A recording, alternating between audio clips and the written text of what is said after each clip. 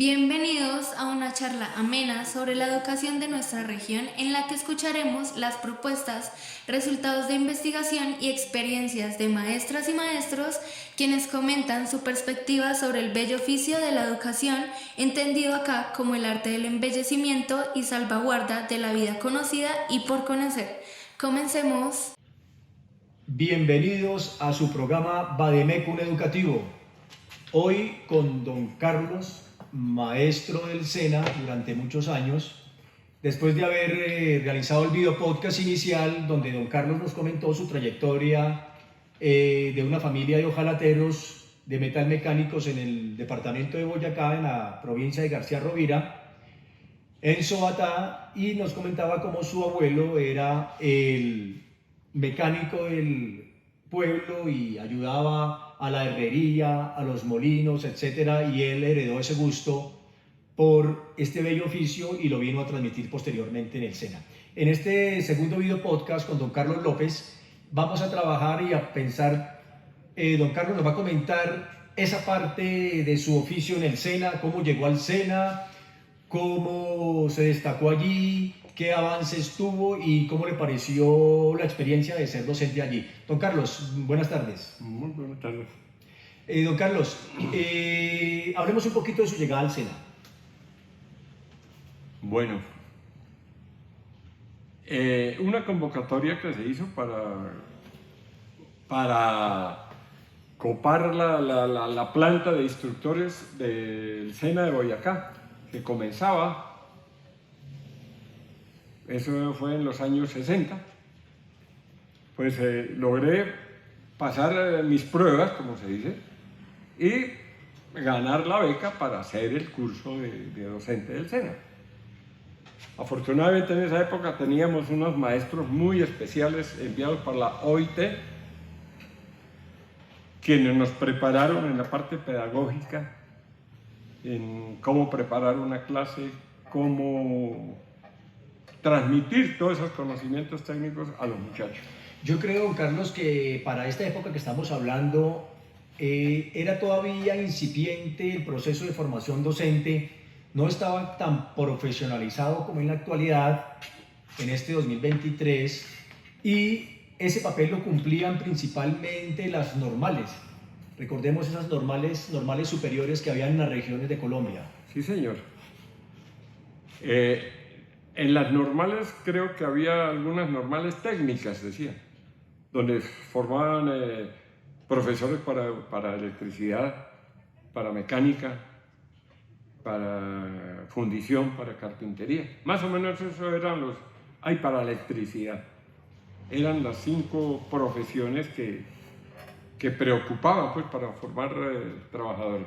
Entonces, don Carlos López, maestro, usted venía formado de vocación familiar, después tuvo una formación en su trabajo a nivel de metalmecánica y ya aterriza en el SENA, donde recibe una formación pedagógica y didáctica. Exacto. Muy específica. Sí, señor.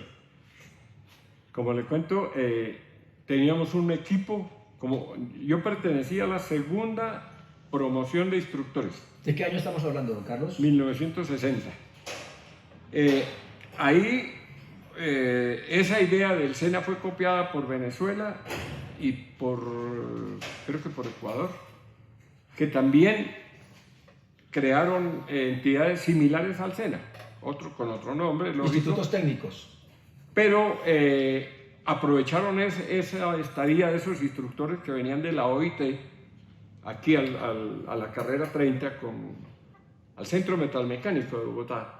Ahí fue donde nos prepararon. Carrera 30 con 1 de mayo. Con 1 de mayo. Estaba incluso en construcción todo ese centro, porque el SENA estaba en su nacimiento también. Fueron 10 años de expansión muy grande. Bueno, y don Carlos llega, recibe esa formación y comienza impartiendo qué asignatura, don Carlos, ¿recuerda? Yo me especialicé en la rama de la soldadura. Y entonces me fui como instructor de soldadura a la seccional de Boyacá, que también estaba el edificio del SENA en construcción. Nos tocó recibir la maquinaria, instalarla, organizar los talleres y algo que recordar en este momento, los 2 primeros semestres que dictamos, no estaban todavía las instalaciones listas en el SENA, en el edificio nuevo. La alcaldía de Sogamoso nos prestó una antigua cárcel que tenía ahí dentro del pueblo, dentro de la ciudad, y ahí dictamos los 2 primeros semestres. Bueno, ¿cómo le fue en esa primera aproximación a la docencia? Pues muy interesante. En esa época, bueno, digo en esa época, al profesor lo respetaban como profesor. No es como ahora que me doy cuenta que hay mucha dificultad de los profesores para manejar sus muchachos. En esa época había cierta distancia cierto respeto entre profesor y alumno. Y uno era feliz porque todo lo que impartía uno pues era bien recibido. Sí, señor.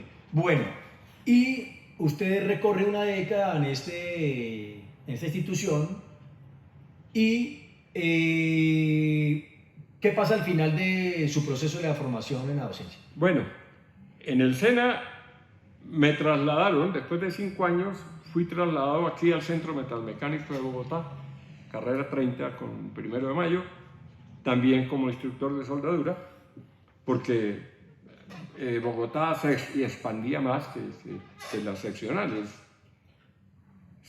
de los diferentes departamentos. Ahí duré otros 3 años y gané un concurso para ser supervisor del centro. Ya, bueno, fueron otros 3 años más ahí como supervisor y me dieron ganas de volver a la industria nuevamente. Quise cambiar y fue un cambio un poco drástico siempre, porque como repito, durante esos 10 años que yo estuve en el SENA, la técnica metalmecánica en general, todo, no solamente la soldadura, sino en todos los campos, había avanzado muchísimo. Quizás es difícil para un profesional en cualquier área actualizarse en todos los campos, más ahora en estos tiempos vertiginosos, porque el solo oficio de la docencia implica ya una actualización permanente, dígase ahora desde la docencia, la didáctica y otra profesión distinta. Lógico que la docencia implica poner en práctica todos los muchos de los conceptos pedagógicos, que son muchos. La pedagogía es muy extensa. Eso es otra especialización. Claro. Y pasar de la pedagogía a la producción de una empresa, siempre hay bastante abismo. Claro. Bueno, Carlos, cuéntenos un poquito su paso por la Universidad Pedagógica Nacional. Recién que salí del SENA, me logré conectar con la Universidad Pedagógica de aquí de Bogotá y estuve creo que unos 2 semestres dictando como una introducción de los muchachos que entran a la universidad para que escogieran sus carreras, tanto de electricidad, de mecánica, dibujo técnico y electricidad, creo. Entonces, ellos pasaban por unos talleres que había regalado incluso el gobierno alemán, unos talleres muy hermosos con maquinaria muy moderna, y la misión nuestra era que ellos tuvieran contacto con todas esas nuevas tecnologías para que facilitaran escoger su profesión, su especialidad. Me acuerdo mucho, una anécdota interesante, que entre el grupo que me tocó el primer semestre había 4 mujeres y no se me olvidará nunca que las 4 mujeres, cada una había escogido una carrera diferente, pero tenían más interés que los muchachos. Qué interesante. En lo que estaban. Muy bueno. ¿Qué hicimos? Pues el ejercicio no fue impuesto por nosotros, o por mí, no era haga tal cosa, sino que cada uno diseñara hiciera algo que le fuera a servir dentro de su profesión. Y me recuerdo mucho que una de ellas dijo: yo como quiero dibujo técnico, quiero hacer mi mesa de dibujo técnico. Una cosa muy práctica. Muy práctica. Útil.